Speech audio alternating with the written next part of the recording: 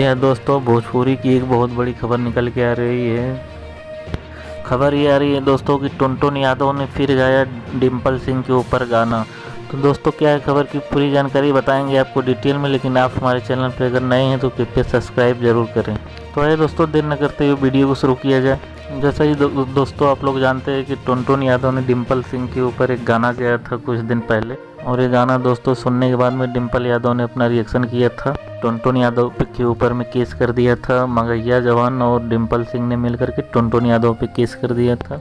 अब सुनने में ये आ रहा है दोस्तों कि टुनटुन यादव को जेल भेजा जा सकता है। जी हाँ दोस्तों, एक नया गाना जो टुनटुन यादव ने गाया है डिम्पल डार्लिंग के नाम से, ये गाना दोस्तों काफ़ी तेज़ वायरल हो रहा है। तो दोस्तों देखते हैं डिम्पल सिंह इस गाने पे क्या एक्शन लेती हैं। दोस्तों आए दिन भोजपुरी में कोई ना कोई नया विवाद होता ही रह रहा है। अभी कुछ दिन पहले खेसारी लाल यादव की बेटी पे एक गाना गया था जो बहुत ही विवादित था। इसके बाद में डिम्पल सिंह के ऊपर भी ये गाना गया है। दोस्तों भोजपुरी में ऐसा नहीं होना चाहिए, किसी भी सेलिब्रिटी के ऊपर कोई भी गलत गाना नहीं गाना चाहिए।